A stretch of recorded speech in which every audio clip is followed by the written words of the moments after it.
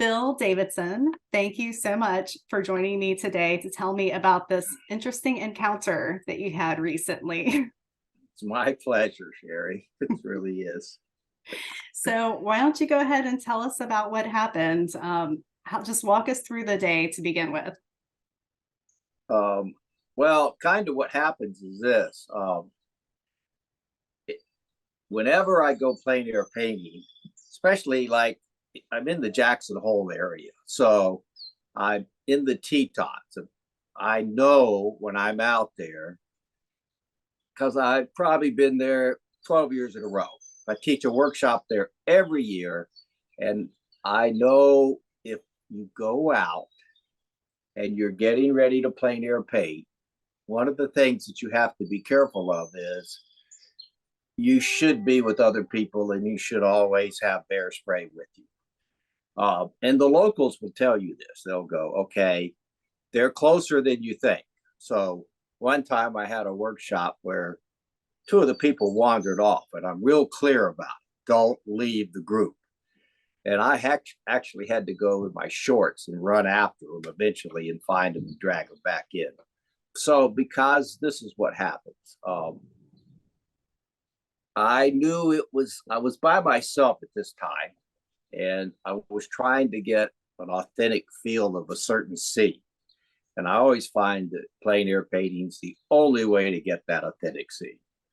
So, and a lot of time that's when nature it's not a bright sunshine. So it's kind of a little bit misty. So the idea is I went up to a very populated place, and this will give people an idea of how close they really are. And there's usually 100 people at this spot, and there's usually cars everywhere. It's evening time, and I pull up, and there's no cars, and I go, okay, this is just one of those times to be really careful. So I did put the bear spray on, and every year while I'm out there, I always read of somebody getting attacked. So you know that it's evident. So I go out and I go, this is not a good time to be out, but I really want the scene. I want it as authentic as I can get it. So hold on one second. Why did you think it was not a good time to be out? Just because there weren't that many people around? There were no cars and no people. Okay. It was evening time, and anytime you're in an area like the Teton or somewhere where there's not black bears, but grizzly bears and big brown bears, I've seen them by myself maybe 4 times, which is kind of cool. It's really neat to see them, but if you're around a lot of people, you don't see them very often. And so I'm fairly safe, and I make sure my workshops are really safe. But so I thought this is not the best time to be out here. And so I hung the bear spray on my hip. I always do. So I went, okay, get it. Even though it's real close, and for that area, I would have never done it.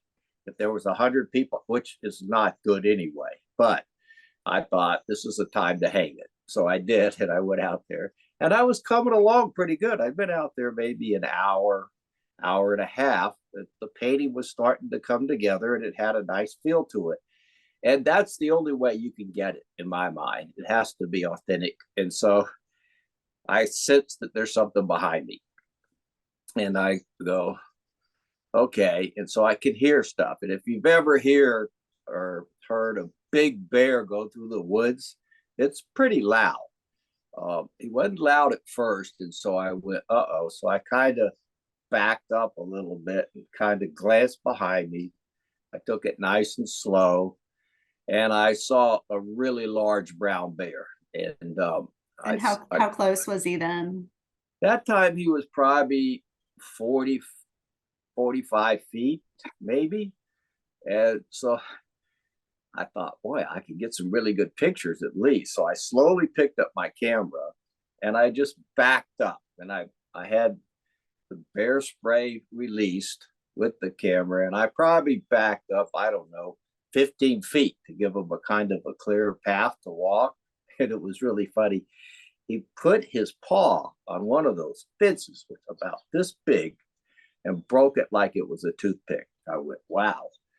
And so he really could have his way with almost anything out there. It was amazing to see him do that. Those are solid, big poles that they make those fences with. So one of the pictures that you took shows his paw on that. And if you just see the photo, you just think maybe he's climbing over a broken fence, but he just snapped it. Paw on it, breaks like that, just like he was, like I picked up a toothpick. That's how strong and big they are. So I was like, wow. And it was really, you know, I guess, you know, as you grow up, you're kind of taught to, there's two options, right? Panic, or, which is the worst option, have some self-control. And so I know, having been out there, that a grizzly bear, if it comes after you, you have to, you can shoot it with the bear spray, but after that, you lay down and play dead. And that's what you do. With a big brown, you just have to shoot it and then yell at it and try to be as big as you can. Because I know this, that the grizzly won't track a man, but the big brown would. And I know people think, well, go jump in a tree or swim. They're far faster than you. They can climb a tree faster than you. They can swim better than you. You're done. So the only option is to stand there and be ready in case something happens. So it's just one of those things where I backed up and I thought, well, I've got the bear spray ready. I might as well just take photos. And it was really cute. After he broke the fence, he walks kind of real close to me, gets like close to probably about 20 feet. And I went, oh, he's getting a little too close. And he got interested with my palette and everything. And he went up there and he started smelling the oil paints. And he bit down, he grabbed my water bottle and bit into that and was shaking it around. And so I watched him do his thing for a while. After that, he got bored, but I'd snapped, I don't know how many photos. And then he walked off. And I thought, well, that was great. He kind of left me alone, because reality is I had no chance if he came after me. Basically, I could have shot him with the bear spray. But when I posted it on Facebook, it was really funny. Somebody posted, don't count on the bear spray. I know a man that was killed and he'd emptied 2 cans of bear spray trying to kill the bear. So, you know, I was fortunate, and I shouldn't be out there by myself anyway. And that's a lesson for everybody else. If you're with other people and you're making noise, usually they'll leave you alone unless you come between them and their cubs. So the key is not to be, if there's any lesson, don't go out by yourself, even if you're tempted to get a painting as much as you want it. And it's really kind of funny. There was a group called the Rocky Mountain Plein Painters. And we were out there one time. And because this bear stood up to my easel and they kind of snipped the paints, there was a guy named Wes Newton. And the bear actually, this was in broad daylight, walked up and stood up at the easel. And it was hilarious. It looked like the bear was painting. So I know people don't think they're out there and everybody's wandering around. They're right there. There was an Indian one time on the way to Cody, and he was from a reservation, and he said, y'all down there painting by the river? And we said, yeah. And he goes, did y'all see any grizzlies? And we said, no. He said, well, they saw you. So, I mean, that was an Indian that was raised on a reservation. So yeah, he has way more knowledge than I do. Yeah, but I'm sure he was right. But it's a great scenario for people to pay attention to, because I think they get out there, and if you're painting and you go to the Tetons or any of those big areas where there's grizzly bears and big browns, you need to be really careful and be with other people. And I think that's the best thing you can learn from all this.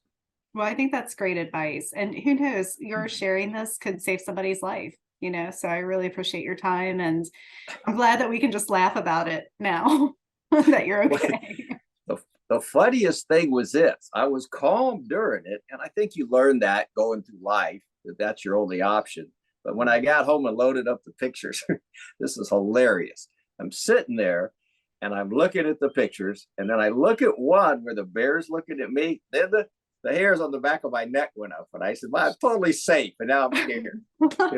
I could not believe my response. So it was really kind of funny.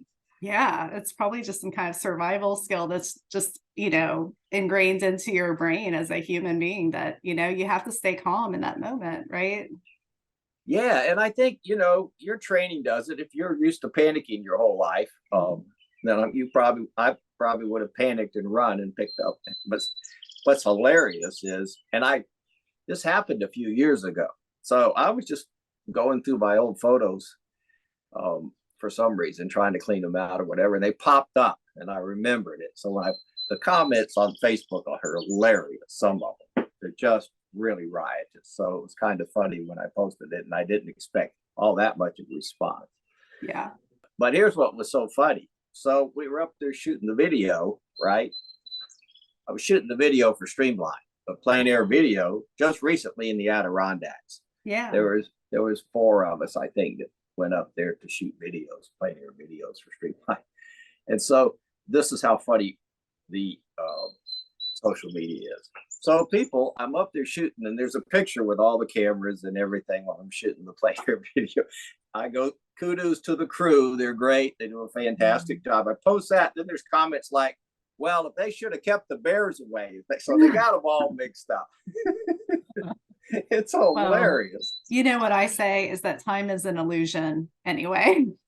So, and this, like something like this, like the bear story, like that is timeless, like, I mean, I assumed that it happened like this week, but it's something that 10 years from now, 20 years from now, people can take heed from it, Well, yeah, I think if my stupidity can serve a little bit of a purpose, that's great. And it was kind of funny. Even my family didn't really, they were going, what? What are you talking about? When did this happen? And you've never brought it up. So it was pretty funny. Oh my gosh. Yeah. Well, it's literally wild. It's you may get some more stories out of this too. I don't know. There's probably other people that have run into them, but I was lucky that I picked up my camera.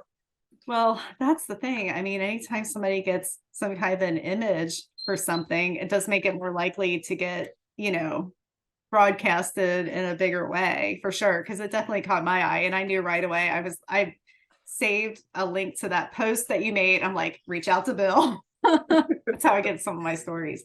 Earlier today, I was looking at, I was actually doing some research because I was going to quote the experts, like well, not the experts, but the experts on like what to do if you're around bears. So I went to the National Park Service, and they said everything that you said, so I was really glad to hear you putting it into your own words for people to know that, now my question though, is that I don't think I would know the difference between a brown bear and a grizzly if I saw them. Well, the grizzly bear has a big hump like back behind its head. And so everybody thinks the grizzly may be the most dangerous, but the big brown will actually track you. So neither one's a good option. But that it is funny though. You do have to have two different reactions.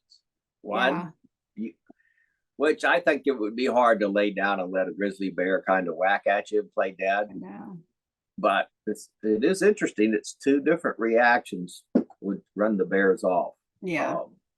But it's terrible. When I go out there every year, I read a story because I teach a workshop every year out there, and the legacy when they were out there and just painted all the time. And I still go out there every September and teach a workshop. But they're everywhere. I think artistry, it's like your passion. You're gonna go out there and you want it as authentic a piece as you can get it, and that's where all the colors and values are that you need. So I think artists have to be careful.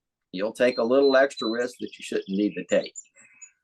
Well, I think that's a great place to end because that sums it all up. And so thank you again for your time and for sharing this amazing story with us.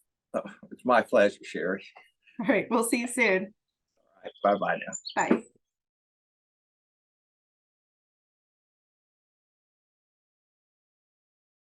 I get so behind and I'll be going, oh my God, I forgot about that, and that. So I prefer to paint and do things like that versus keep track of it. So I do get a typical artist, I guess. I was thinking that I wasn't going to say it, but yeah. No, it's like somebody calls, should we go painting? Yeah, let's grab our gear and go. So then everything falls away. Yeah, but it's like, you have to do the creative part, or you're just doing what everybody else does, right? Oh, I know. I mean, that's why we're all in it, right? Is to do that. Like for you, it's painting. For me, it's writing. It's like, I call it BIS, and that's butt in seat. Do you do it every morning? No, I definitely don't, because like I work full time with Streamline and I teach yoga on the side and stuff like that. But I do it enough that I feel good about it. You know what I mean? Like I make it work. Well, you did. To get 2 books published is incredible. 3. Yeah. 3? What's the other 3, one? Yeah.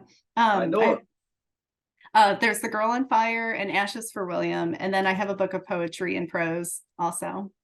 It's the Ashes for William I don't know about. Oh yeah, that's the new one. That's the new novel. Yeah? But you've done 3 and you teach yoga? Yeah. Good for you. You get it done, living life, right? Like it's a good life we live. Now, did I see that you have a new studio or something where you write and everything? Yeah, this is it. Do you want to go on a tour? Sure. I do, of course. So this is my studio space. Wow. And then there's just like window space. That's like my messy desk. And that's stuff. Okay. And yeah. And what area do you live in? I'm in Kentucky. Oh, are you? Yeah. Were you born and raised there? Yeah, totally. Southerner. I like that. I do too. I'm so proud of our state, but I'm actually really close to Cincinnati. So are you? I am, and Kelly lives even closer to Cincinnati. So we're not far apart. She actually came over for coffee this morning. It was really nice. Yeah. Yeah. Well, the book on fire, that girl was from Cincinnati, right? She was from Cincinnati. See, it is about you. Well, no, but I think it's that universal theme, the struggle to succeed and follow your passion, right? It totally is. 100%. It's following your passion. It's getting through those valleys, and like so that you can stand up on those mountaintops and be like, yes, I did the thing. But then you go back down to the valley and you're like, nobody cares. But then you're like, yay, I did the thing, I mean, it's like a roller coaster. Yeah, I think you have to do it for your own intrinsic pleasure, that you're doing something beneficial for the world, Yeah. So I think that's part of it. I had I'll tell you something, because you're a yoga teacher. I had an aunt who was a theologian, and she went to India. And as soon as she could get rid of the habit, she did. So she was had a lot of wisdom. She went and spent 2 years over there. She came back, and in the 60s, she was teaching yoga before it was really a big deal. Mm-hmm. And so this may help you keep your meaning up. She goes, the only thing, now, mind you, this is a Catholic nun. She said, the only thing that can save the world now is the arts. There's no hope for religion saving the world. So what you're doing is saving the world. Yeah. And then the other great question is, where would there would be that void if a Cherie wasn't there and had published those 3 books and done what she does. So maybe that helps. Thank you. It does. And I love that I have this on camera. Like, I'm just gonna play your little voice saying that. Like I need Bill.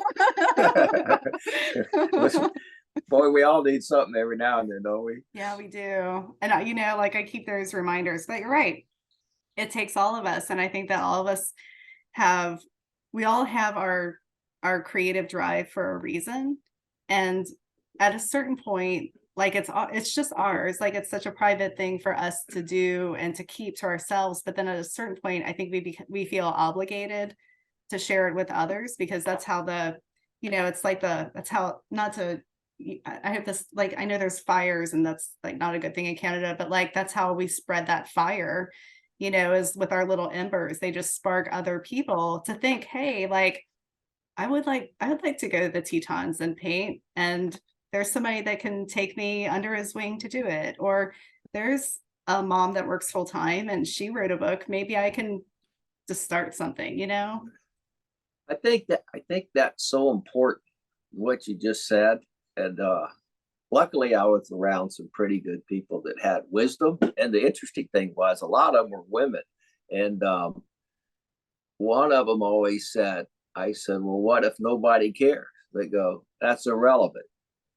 If you're doing it, you're helping the world. And if just one person you inspire, and they would say things like that. So it would always be, there's a nice thing to go there. It's not about numbers and how big you are, because you're doing it for an intrinsic reason anyway, you know. Mhm. So I don't know. I think that's very important. I think what you say though, you never know where the flame's going to. I mean, it's interesting to me. Like with the videos, I'll get an email from somebody I in the middle of a country that I have no idea, and they'll talk about it. And just you go, wow, that's just so exciting, you know. Yeah, So you're that's right. pretty awesome. There's no telling how many people you reach with your books, you know. Thanks. Yeah, it's the same. So you know you're gonna keep. How many more books you got some more in you? I'm sure Right? you do. Yeah, I'm working on another one right now. Now, do you have company that comes in? Do you have? I mean, this. I know all this is lonely, but I'm at Cindy's house right now, so we kind of it makes it easy. So Awesome. they're lonely professions. Do you have enough social? I think I do. Yeah, like I've got my circles of my people.